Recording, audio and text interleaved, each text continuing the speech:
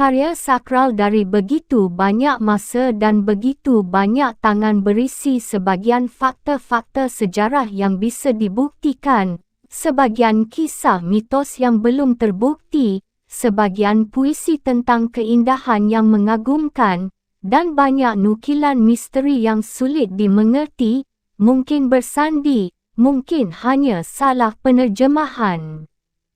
Sebagian besar ditulis tidak untuk menjelaskan peristiwa-peristiwa, tapi untuk mempromosikan suatu kebenaran tinggi, hubungan seseorang dengan Tuhannya.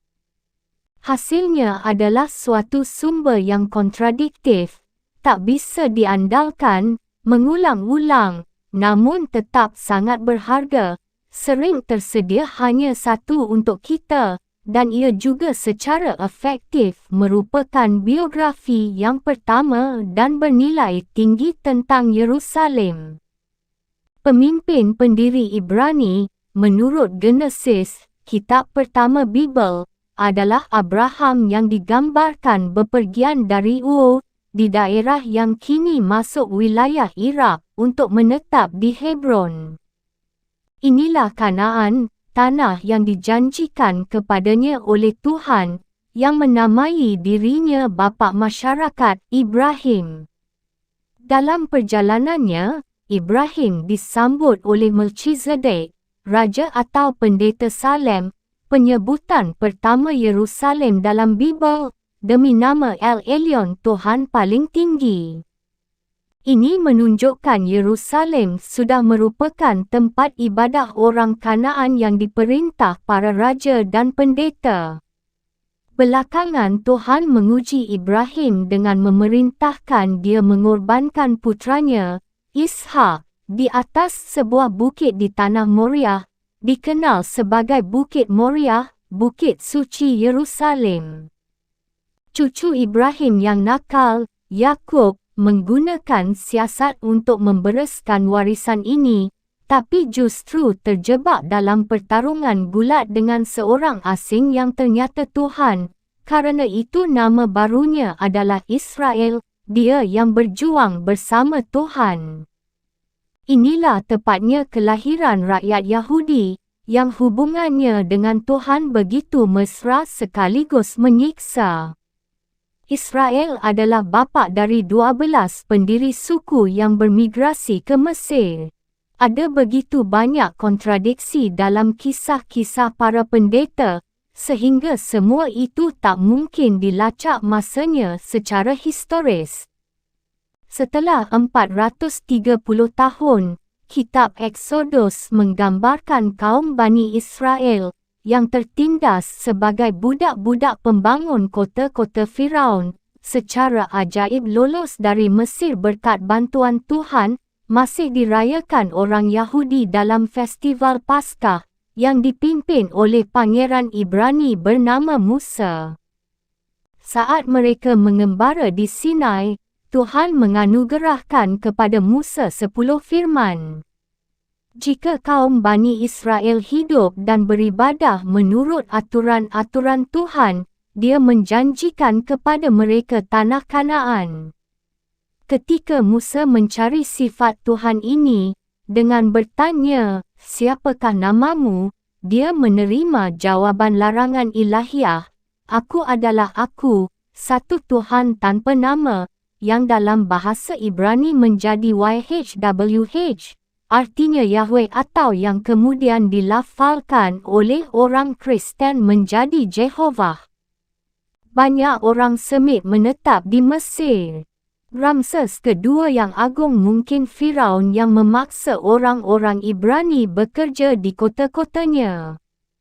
Nama Musa adalah bahasa Mesir, yang menunjukkan paling tidak dia berasal dari sana, dan tidak ada alasan untuk meragukan bahawa pemimpin karismatis pertama agama-agama monoteis itu, Musa atau seseorang seperti dia, benar-benar menerima wahyu ilahiyah, karena demikianlah bagaimana agama bermula.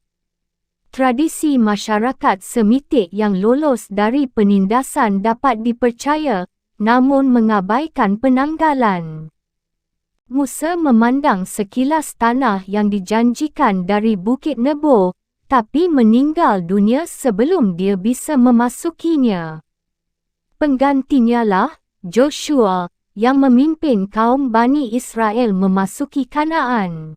Bibel menggambarkan perjalanan mereka sebagai sebuah amok berdarah dan pemukiman bertahap. Tidak ada bukti arkeologis adanya sebuah penaklukan, tapi para pemukim pastoral menemukan banyak desa-desa tak berdinding di dataran-dataran tinggi Yudea. Satu kelompok kecil Bani Israel yang lolos dari Mesir, mungkin di antara mereka. Mereka dipersatukan oleh penyembahan kepada Tuhan Yahweh yang mereka sembah dalam kuil yang bisa dipindah-pindahkan, suatu tempat ibadah yang menaungi lemari kayu suci yang dikenal sebagai Tabut Perjanjian, Ark of the Covenant. Mereka mungkin membangun identitas mereka dengan menceritakan kisah-kisah para pemimpin pendiri mereka. Banyak dari tradisi-tradisi ini, dari Adam dan kebun Eden sampai Ibrahim, belakangan diagungkan tidak hanya oleh orang Yahudi, tapi juga Kristen dan Muslim, dan akan ditempatkan di Yerusalem. Kaum Bani Israel kali ini sangat dekat dengan kota itu untuk pertama kalinya. Bab kedua, Kebangkitan Daud. Daud muda. Joshua mendirikan markas di sebelah utara Yerusalem, di Sichem. Di sana dia membangun tempat beribadah kepada Yahweh. Yerusalem adalah tempat tinggal kaum Yebusit, yang dikuasai Raja Adonizedek, sebuah nama yang menunjukkan bahawa ia seorang raja dan pendeta. Adonizedek melawan Joshua tapi kalah. Namun, para putera Yehuda tidak bisa mengusir keluar kaum Yebusit yang hidup di Yerusalem. Jadi, orang-orang Yebusit hidup di Yerusalem berdampingan dengan putera-putera Yehuda, sebagaimana yang mereka lakukan saat ini. Sekitar tahun 1200 SM, Menektah putera Ramses yang agung dan mungkin Firaun yang dipaksa membebaskan kaum Bani Israel Musa, menghadapi serangan-serangan dari orang-orang laut, menghanyut musnahkan imperium-imperium lama Timur Dekat. Firaun menggempur Kanaan untuk memulihkan ketertiban. Ketika kembali pulang, dia menuliskan prasasti kemenangan pada dinding kuil Teban, mendeklarasikan bahawa dia telah mengalahkan orang-orang laut, merebut kembali Ashkelon dan membunuh satu masyarakat yang kini tampak dalam sejarah untuk pertama kali. Israel dicampakkan dan bibitnya tidak. Israel belumlah menjadi sebuah kerajaan, tapi menurut uraian kitab para hakim, lebih merupakan sebuah konfederasi suku-suku yang diperintah para tetua yang kini ditantang oleh satu musuh baru, Filistin, bagian dari apa yang dinamakan orang-orang laut itu, yang berasal dari Asia. Mereka menaklukkan pesisir Kanaan, membangun 5 kota yang kaya, tempat mereka memintal pakaian, membuat kerajinan dengan tanah liat merah dan hitam, serta menyembah banyak Tuhan. Orang-orang Bani Israel, para penggembala di gunung dari desa-desa kecil, bukanlah tandingan bagi orang-orang Filistin yang pasukan infanterinya mengenakan pelindung kaki ala Yunani, yakni sejenis kaki lapis baja, dan helm, dan mengerahkan senjata-senjata pertempuran dekat yang menantang kereta perang yang canggung. Kaum Bani Israel memilih pemimpin-pemimpin perang karismatis para hakim untuk memerangi kaum Filistin dan Kanaan. Di satu sisi, satu ayat yang banyak diabaikan dari kitab para hakim mengklaim orang-orang Bani Israel menguasai dan membakar Yerusalem. Jika demikian, mereka tidak berhasil mempertahankan benteng. Pada pertempuran Ebenezer sekitar tahun 1050 SM, kaum Filistin menumpas Bani Israel, menghancurkan tempat ibadah mereka di Shiloh, merebut tabut perjanjian, simbol sakral Yahweh, dan maju ke desa perbukitan sekitar Yerusalem. Menghadapi pemusnahan dan berharap menjadi seperti bangsa-bangsa lain, Bani Israel memutuskan untuk memilih seorang raja yang dipilih oleh Tuhan. Mereka mengadu kepada nabi mereka yang sudah uzur, Samuel. Nabi-nabi bukanlah peramal masa depan, melainkan analis masa yang sedang berlangsung.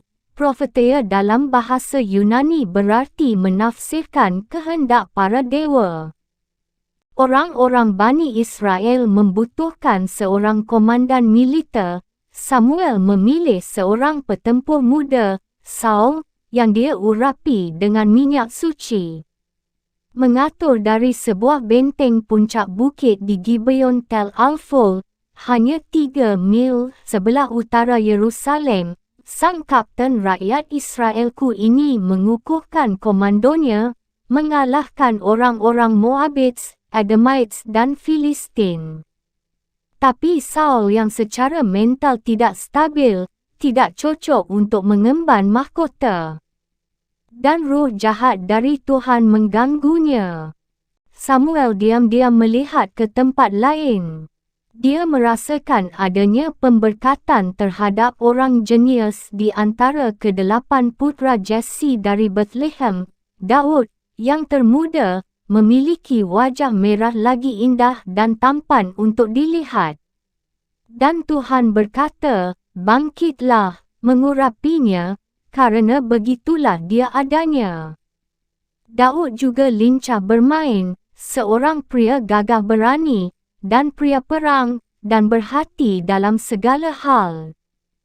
Dia tumbuh menjadi orang yang paling menonjol, namun berwatak sulit ditebak, dalam perjanjian lama. Pencipta Yerusalem yang sakral adalah seorang penyair, penakluk, pembunuh, pezina, esensi dari petualang suci dan lancung. Samuel membawa Daud muda ke istana. Di sana Raja Saul menunjuknya sebagai salah satu perisai zirahnya. Ketika raja diliputi kegilaan, Daud menunjukkan bakat pertamanya yang diberikan Tuhan. Dia memainkan harpa sehingga Saul terhibur. Bakat musik Daud adalah bagian penting dari karismanya. Sebagian dari mazmur yang dinisbatkan padanya mungkin memang miliknya. Orang-orang Filistin maju ke lembah Elah. Saul dan angkatan perangnya menghadapi mereka. Orang Filistin meraih kemenangan besar. Goliath atau Jalut dari Gath, yang helm militernya, pelindung kakinya, lempeng pelindung dadanya, dan tamengnya kontras dengan perlengkapan mining kaum Bani Israel.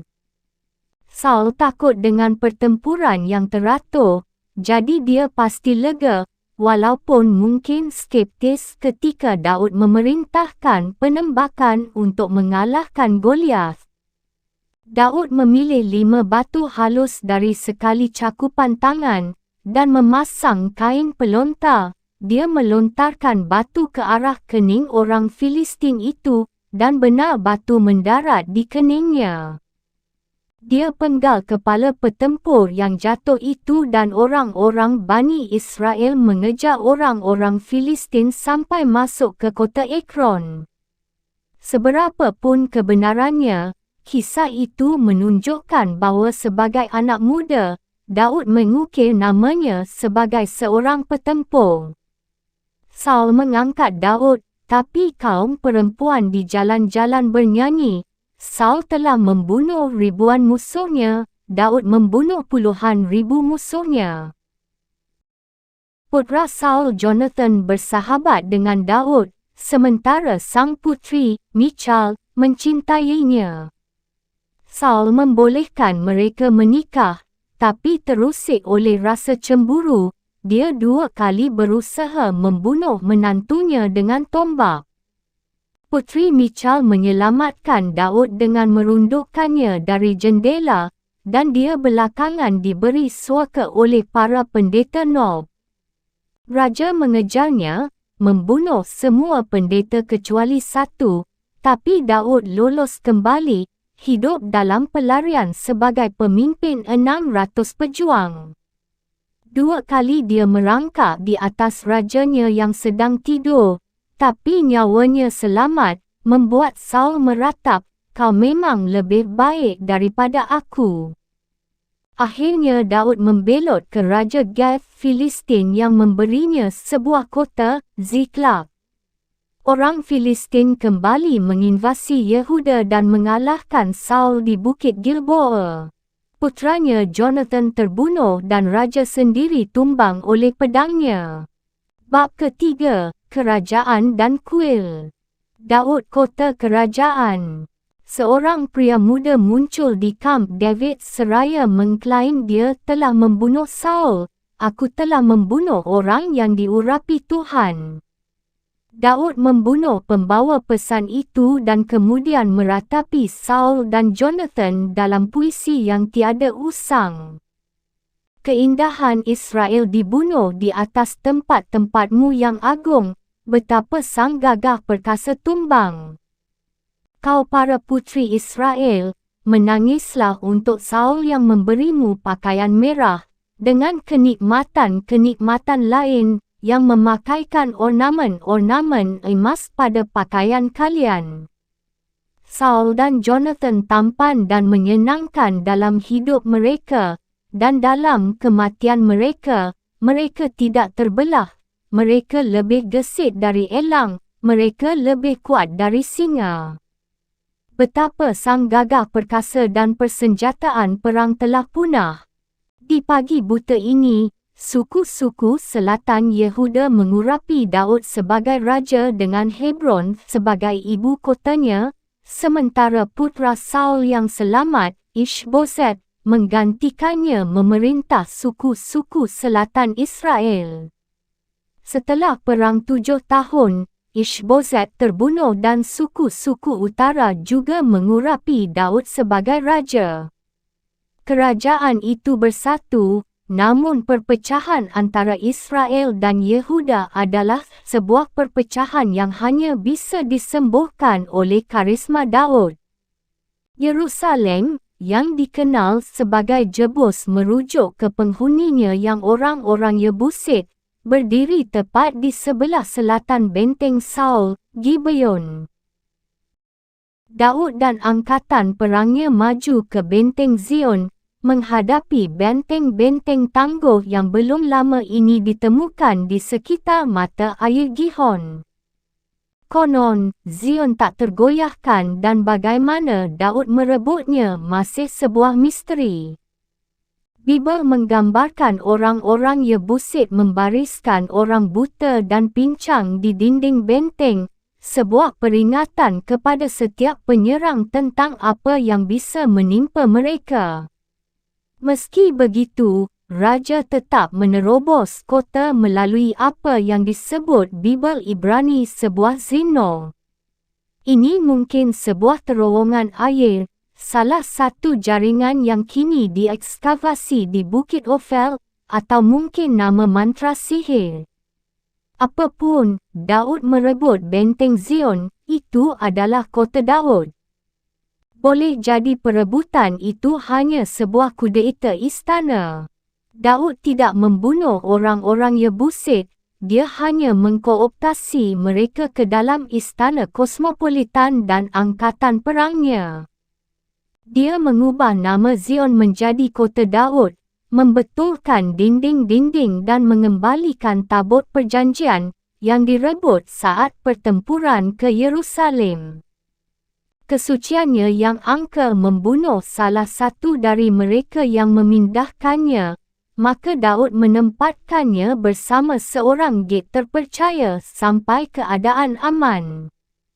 Daud dan semua iringan Israel mengusung jimat Tuhan itu dengan teriakan dan gemuruh suara terompet.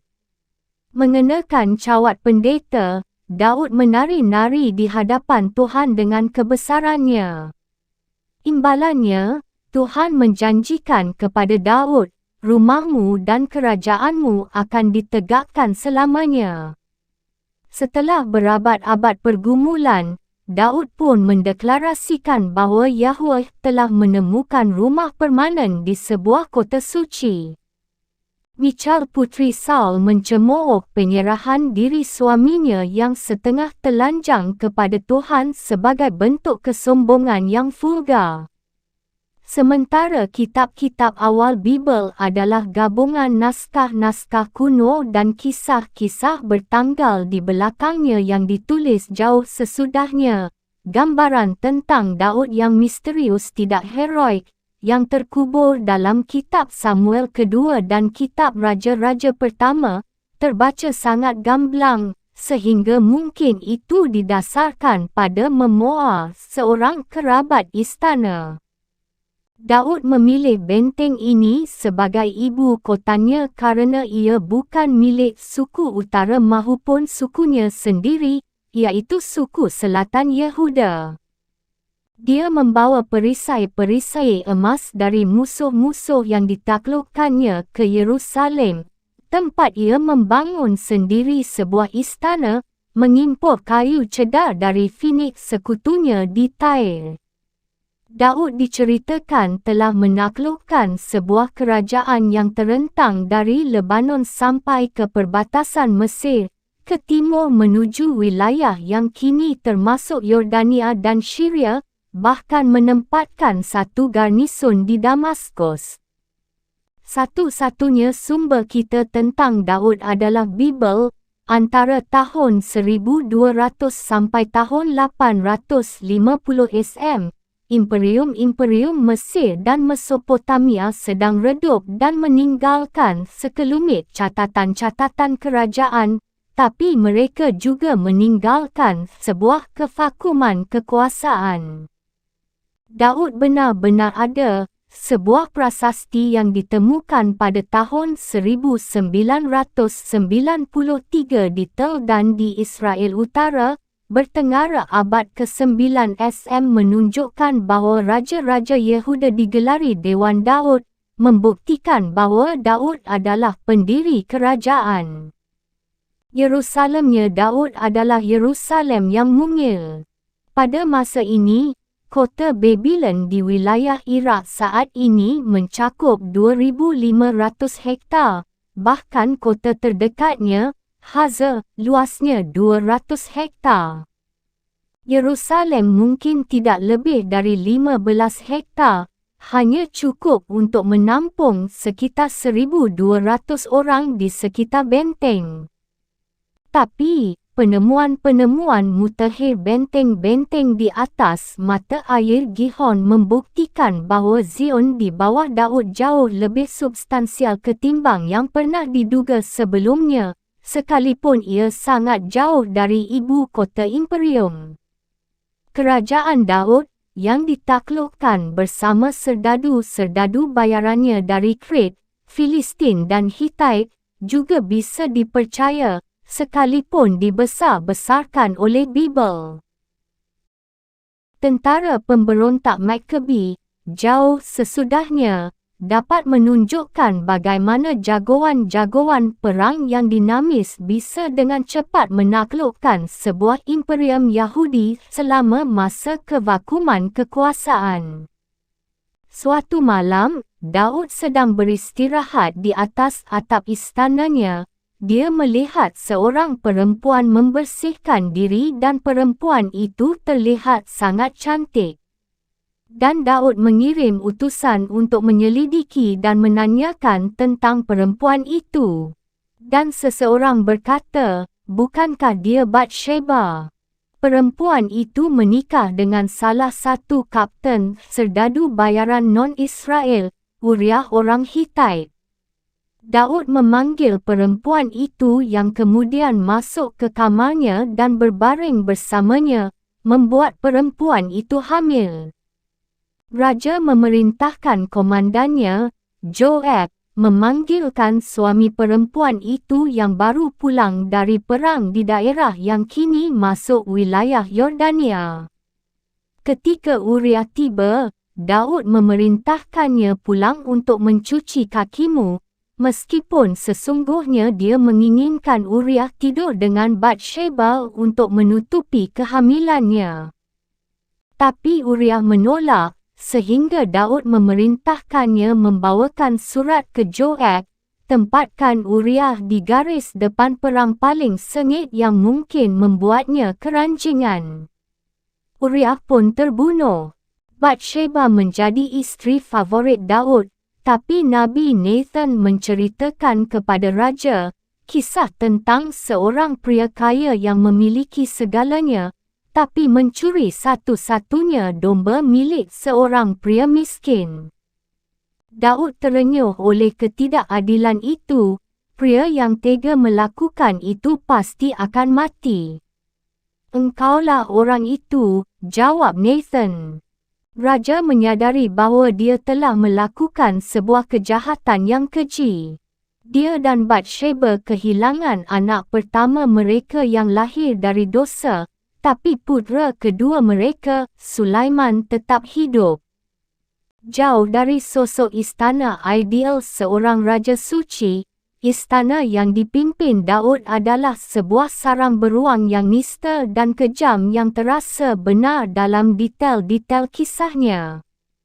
Seperti banyak imperium yang dibangun seorang pemimpin yang kuat, ketika dia mulai uzur, percekcokan mulai muncul, putera-putranya bertarung untuk menjadi pengganti. Putera tertuanya, Amnon, mungkin sudah bersiap untuk menggantikan Daud, tapi yang disukai raja adalah saudara tiri Amnon, Absalom, yang manja dan ambisius, dengan rambut kepala nan berkilau tanpa celah. Di seluruh Israel tak seorang pun yang begitu dipuja-puji seperti Absalom karena keelokannya. Absalom naik dan jatuhnya seorang pangeran Amnon menggiring adik Absalom, Tamar, ke rumahnya dan ia memperkosanya. Absalom menggiring Amnon keluar Yerusalem dan dia membunuhnya di sana. Manakala Daud berkabung, Absalom lari meninggalkan ibu kota dan baru kembali setelah 3 tahun kemudian. Raja dan putera kesayangannya rujuk kembali. Absalom menunduk hingga ke tanah di hadapan mahkota dan Daud menciumnya. Tapi Pangeran Absalom tidak mampu menguasai ambisinya. Dia berpawai ke seluruh Yerusalem dengan kereta perang dan kudanya bersama 50 orang yang mengikutinya di belakang. Dia merongrong pemerintahan ayahnya, Absalom, mencuri hati Israel, dan membangun istana pembangkang sendiri di Hebron.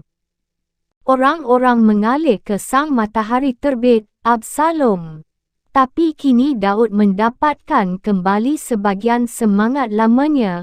Dia merebut tabut perjanjian, lambang keberpihakan Tuhan, dan kemudian meninggalkan Yerusalem.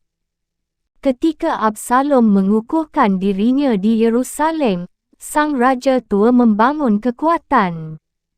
"Perlakukan dengan lembut anak muda itu untukku," kata Daud kepada jenderalnya, Joab. Ketika pasukan Daud membantai para pemberontak di hutan Efraim, Absalom lari dengan seekor keledai.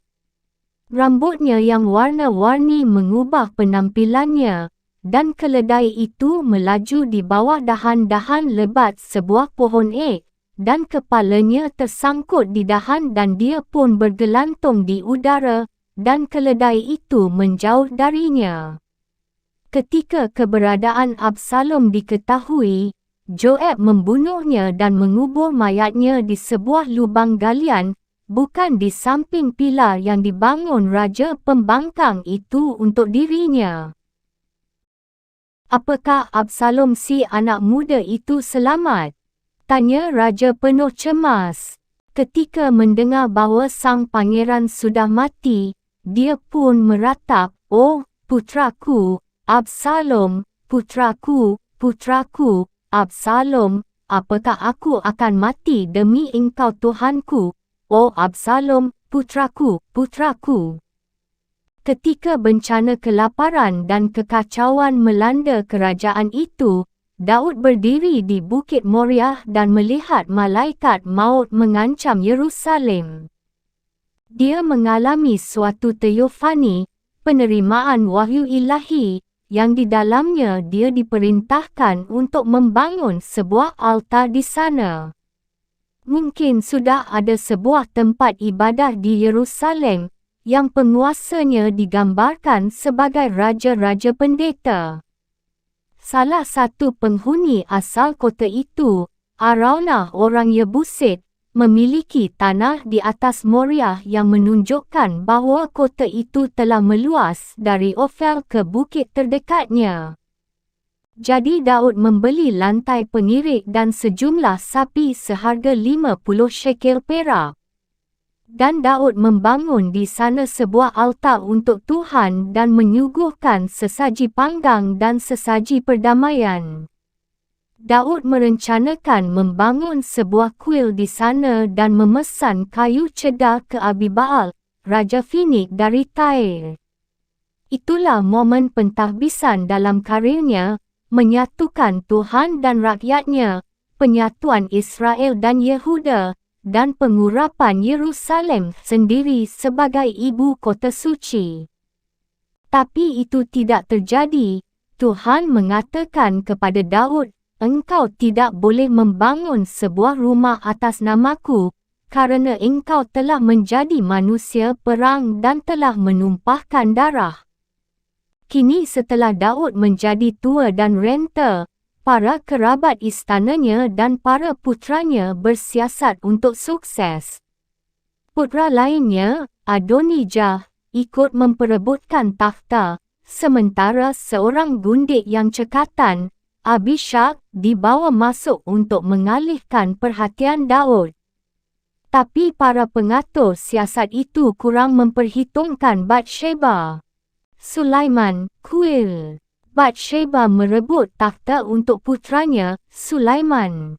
Daud memanggil Zadok sang pendeta dan Nathan sang nabi, yang mengawal Sulaiman di atas keledai milik raja menuju mata air Gihon yang suci. Di sanalah dia dinobatkan menjadi raja yang diurapi. Terompet ditiup dan rakyat berpesta. Adonijah ketika mendengar perayaan-perayaan itu, berusaha mengungsi dalam perlindungan altar, tapi Sulaiman membiarkannya tetap hidup. Setelah melewati karir luar biasa yang menyatukan Bani Israel dan mengukuhkan Yerusalem sebagai kota Tuhan, Daud meninggal dunia setelah memerintahkan Sulaiman membangun kuil di Bukit Moriah. Para pengarang Bibel yang menulis 4 abad kemudian untuk mengajari umat di masa mereka, merekalah yang menjadikan Daud, si petualang cacat, sebagai seorang raja suci. Dia dimakamkan di kota Daud. Putranya sangat berbeza. Sulaiman kelak menyelesaikan misi sucinya, tapi dia memulai kekuasaannya sekitar tahun 970 SM. Dengan pertumpahan darah sejumlah orang. Batsheba sang ibu suri meminta Sulaiman untuk mengizinkan kakak tirinya, Adonijah, menikahi gundik terakhir Raja Daud, Abishag. Minta juga kerajaan untuknya, jawab Sulaiman dengan kasar, seraya memerintahkan pembunuhan Adonijah dan pembasmian pengawal lama ayahnya. Kisah ini adalah yang terakhir dari sejarawan Istana Daud, tapi ini juga benar-benar merupakan yang pertama dan hanya sekilas mengenai Sulaiman sebagai seorang manusia, kerana dia menjadi seseorang yang luar biasa bijaksana dan memiliki ciri yang sangat istimewa seorang kaisar Oriental, yang menikmati 700 isteri dan 300 gundik dalam peliharaannya. Dia membangun angkatan perang berkekuatan 12,000 personel kavaleri dan 1,400 kereta perang, dengan benda-benda teknologi militer yang mentereng, yang dia tempatkan di kota-kota berbenteng, Megiddo, Gezer dan Hazer, dan satu armada di Ezen Geber di Teluk Akaba. Sulaiman melakukan perdagangan rempah-rempah dan emas, kereta perang dan kuda dengan Mesir dan Silisia. Dia melakukan ekspedisi-ekspedisi dagang ke Sudan dan Somalia bersama sekutu Finiknya, Raja Hiram dari Tyre. Dia menjamu Ratu Sheba, mungkin Saba, Yaman sekarang, yang datang ke Yerusalem dengan sebuah kereta yang sangat besar dengan onta-onta yang mengangkut rempah-rempah dan sangat banyak emas serta batu-batu permata. Emas berasal dari Ophir, mungkin India. Perunggu dari tambang-tambangnya sendiri. Kekayaannya menghiasi Yerusalem. Raja menjadikan perak di Yerusalem laksana batu-batu dan kayu-kayu cedar menjadikan dia laksana pohon-pohon sikemor yang berada di lembah yang melimpah ruah. Segala yang dimiliki Sulaiman adalah lebih besar, lebih baik dan lebih banyak dari milik raja biasa manapun. Kebijaksanaannya menghasilkan 3,000 kata mutiara dan 1,500 nyanyian. Singgasananya berisi 700 isteri dan 300 gundik, dan angkatan perangnya berkekuatan 12,000 orang kavaleri dan 1,400 kereta perang. Tapi kuil Yerusalem, yang direncanakan ayahnya, adalah mahakaryanya. Rumah Tuhan didirikan tepat di samping istana kerajaan Sulaiman di dalam benteng kekaisaran yang sakral, yang dalam Bibel digambarkan, mencakup ruang-ruang besar dan istana-istana penuh kemegahan yang menakjubkan berlapis emas dan kayu cedar, termasuk rumah hutan Lebanon dan wisma Pila tempat raja memutus perkara. Ini bukan sebuah pencapaian Israel semata. Orang-orang Phoenix, yang hidup di negara-negara kota independen di sepanjang pesisir Lebanon, adalah seniman-seniman paling canggih dan pedagang-pedagang ulung dari Mediterania, yang terkenal dengan warna ungu Tyre mereka. Raja Hiram dari Tyre tidak hanya menyediakan kayu cemara dan cedar, tapi juga para pengrajin yang menciptakan ornamen-ornamen perak dan emas dan segala hal yang mentereng.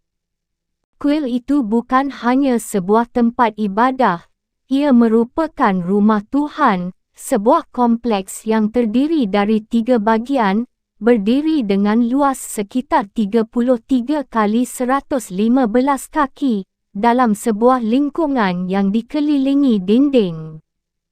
Ada sebuah gerbang dengan 2 pilar perunggu, Yachin dan Boaz, tingginya 33 kaki, berhiaskan pohon-pohon delima dan bunga lili, menuju ke sebuah halaman dengan 1 pilar besar di alam terbuka dan pada 3 sisinya dikelilingi kamar-kamar 2 lantai yang kemungkinan berisi arsip-arsip serta harta benda kerajaan. Serambi bertiang itu berhubungan langsung dengan sebuah ruang suci, 10 lampu emas berdiri di sepanjang dinding-dinding. Sebuah meja emas untuk hidangan roti ditempatkan di depan sebuah altar dupa untuk pengorbanan, sebuah kolam air dan lemari-lemari beroda dengan mangkuk-mangkuk untuk penyucian di atasnya, serta sebuah kolam perunggu laut. Undakan-undakan tersusun menuju Holy of Holies yang Maha Kudus, sebuah kamar kecil yang dijaga 2 kerubim bersayap, setinggi 17 kaki yang terbuat dari kayu berlapis sepuhan emas. Namun, kedikdayaan Sulaiman sendirilah yang paling utama. Dia membutuhkan waktu 7 tahun untuk merampungkan kuil itu, dan 13 tahun untuk membangun istananya sendiri yang ukurannya lebih besar. Harus ada ketenangan dalam rumah Tuhan, jadi tidak ada godam atau kapak atau alat lain yang terbuat dari besi terdengar di dalam rumah itu. Para pengrajin Phoenix menghiasi batu, mengukir kayu cedar dan cemara, dan membuat hiasan-hiasan dari perak, perunggu serta emas di Taif sebelum mengirimnya ke Yerusalem. Raja Sulaiman membentengi Bukit Moriah dengan memanjangkan dinding-dinding lama. Karena itu nama Zion menggambarkan benteng asal dan bukit kuil yang baru. Ketika semua selesai, Sulaiman mengumpulkan orang-orang untuk menyaksikan para pendeta menggotong tabut perjanjian, sebuah peti dari kayu akasia, dari tendanya di atas benteng Zion kota Daud, menuju kuil di atas Bukit Moriah. Sulaiman menyembah di altar menghadap kuil dan kemudian para pendeta membawa tabut itu ke Holy of Holies dan menempatkannya di samping sayap dua kerubim emas yang sangat besar. Tidak ada apa pun di dalam Holy of Holies kecuali kerubim dan tabut, dan tidak ada apa pun dalam tabut kecuali lembaran-lembaran hukum Musa. Kesuciannya dirancang sedemikian rupa sehingga bukan untuk ibadah orang umum. Dalam kekosongannya tersimpan keagungan Yahweh yang tak tergambarkan, sebuah ide yang unik untuk orang Israel. Saat pendeta keluar, mendung itu mengisi rumah Tuhan, sebagai kehadiran Tuhan, kebesaran Tuhan mengisi rumah Tuhan. Sulaiman menyucikan kuil di hadapan rakyatnya, dengan berseru kepada Tuhan, "Aku benar-benar telah membangun bagimu sebuah rumah untuk bersimpuh, sebuah tempat untuk mengabdi kepadamu selamanya." Tuhan menjawab Sulaiman, "Aku akan mengukuhkan takhta kerajaanmu atas Israel selamanya, seperti yang kujanjikan kepada Daud ayahmu."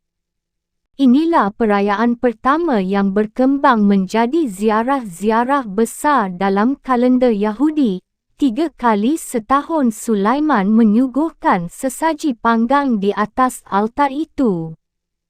Pada saat itu, konsep kesucian dalam dunia Yahudi, Kristen dan Islam menemukan rumah abadinya. Orang Yahudi dan kaum ahli kitab lainnya meyakini bahawa kehadiran Tuhan tidak pernah meninggalkan Bukit Kuil. Yerusalem telah menjadi tempat untuk komunikasi Tuhan dan manusia di bumi. Sulaiman, surut. Seluruh Yerusalem yang ideal, baru maupun lama, didasarkan pada deskripsi Bibel tentang kota Sulaiman. Tapi tidak ada sumber lain yang menguatkannya, dan tidak ada apa pun yang ditemukan dalam kuilnya. Memang tidak ada yang aneh. Tidak mungkin mengekskavasi Bukit Kuil karena alasan-alasan politik dan keagamaan, tapi sekalipun jika ekskavasi seperti itu dimungkinkan, kita mungkin tidak akan menemukan jejak-jejak kuil Sulaiman karena paling sedikit sudah 2 kali kuil itu dilenyapkan, diluruhkan ke bebatuan sedikitnya 1 kali dan diubah modelnya berkali-kali. Namun, kuil itu layak dipercaya mengenai ukuran dan rancangannya, sekalipun jika para penulis Bibel membesar-besarkan kemegahannya. Kuil Sulaiman adalah sebuah tempat ibadah klasik pada masanya. Kuil-kuil Phoenix, yang sebagian didasarkan pada kuil Sulaiman, adalah korporasi-korporasi subur yang dijalankan oleh ratusan pejabat, pelacur-pelacur kuil yang pembayarannya menyumbang pendapatan korporat, dan bahkan para tukang cukur untuk mereka yang mempersembahkan rambutnya kepada tuhan-tuhan mereka. Susunan kuil-kuil Syria yang ditemukan di seluruh wilayah negeri itu berikut perkakas sucinya seperti bejana-bejana, sangat mirip dengan deskripsi biblikal tentang kuil Sulaiman. Pusaka emas dan gadingnya benar-benar bisa dipercaya. Seabad kemudian, raja-raja Israel berkuasa dari istana-istana mewah tak jauh dari kuil itu di Samaria, yang benda-benda gadingnya telah ditemukan para arkeolog. Bibel menyatakan Sulaiman mempersembahkan 500 perisai emas di kuil dan di suatu era ketika sumber-sumber lain membuktikan bahawa emas memang melimpah, orang-orang Mesir menambang emas di Nubia. Begitu Sulaiman meninggal dunia, Firaun Sheshonq mendapat imbalan impas dengan harta benda kuil berupa emas ketika dia mengancam Yerusalem. Tambang-tambang Raja Sulaiman lama dikira sebagai mitos, tapi para tambang-tambang tembaga ditemukan di Yordania yang beroperasi pada masa kekuasaannya. Besarnya angkatan perangnya juga bisa dipercaya mengingat bahawa kita tahu seorang Raja Israel mengerahkan 2,000 kereta perang hanya seabad kemudian.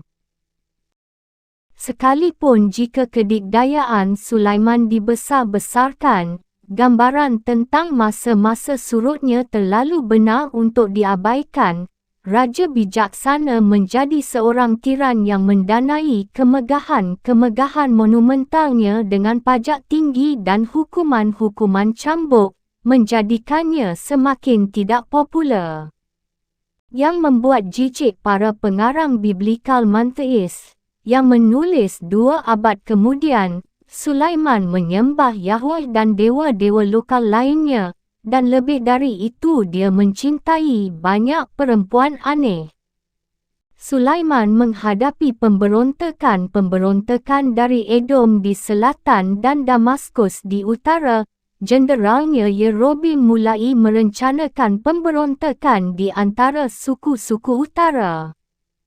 Sulaiman memerintahkan pembunuhan Yerobeam, tapi jenderal itu lari ke Mesir. Di sana dia disokong oleh Sheshonq, Firaun Libya dari imperium yang membangkang. Kerajaan Israel pun terhuyung-huyung. Bab keempat, Raja-Raja Yehuda tahun 930 hingga tahun 626 SM. Rehoboam versus Yerobeam, perpecahan. Ketika Sulaiman meninggal dunia pada tahun 930 SM setelah berkuasa selama 40 tahun, putranya, Rehoboam memanggil warga sukunya ke Shechem. Orang-orang utara itu memilih sang jenderal Yerobeam untuk mengatakan kepada Raja Muda bahawa mereka tidak akan lagi mahu membayar pajak Sulaiman. Aku akan menambah bebanmu. Ayahku telah menghukummu dengan cambukan, jawab Rehoboam yang tak tahu malu. Aku akan menghukummu dengan kalajengking. Ke-10 orang suku utara itu memberontak, mendaulat Jeroboam sebagai raja kerajaan baru Israel yang memisahkan diri. Rehoboam tetap menjadi Raja Yehuda. Dia adalah cucu Daud dan dia memiliki kuil Yerusalem, rumah Yahweh. Tapi Yerobeam yang lebih berpengalaman, yang menjadikan Shechem sebagai ibu kotanya, menghadapi ini dengan penuh keberanian. Jika rakyat ini bangkit untuk berkorban di rumah Tuhan di Yerusalem, maka jantung rakyat ini pun akan melawan Raja Rehoboam dari Yehuda dan mereka akan membunuhku. Jadi dia membangun 2 kuil mini di Bethel serta Dan, tempat ibadah tradisional orang Kanaan. Kekuasaan Yerobeam berlangsung lama dan sukses, tapi dia tidak pernah bisa menandingi Yerusalem. Rehoboam, di sisi lain, berusaha mempertahankan Yerusalem tapi kehilangan imperium itu. Kedua kerajaan Israel itu terkadang saling memerangi, terkadang menjadi sekutu dekat. Selama sekitar 4 abad setelah tahun 900 SM, dinasti Daud menguasai Yehuda, seiris wilayah kecil di sekitar kota kuil Yerusalem, sementara Israel yang jauh lebih kaya menjadi sebuah kekuatan militer lokal di utara, yang biasanya didominasi para jenderal kereta perang yang merebut takhta melalui kudeta-kudeta berdarah.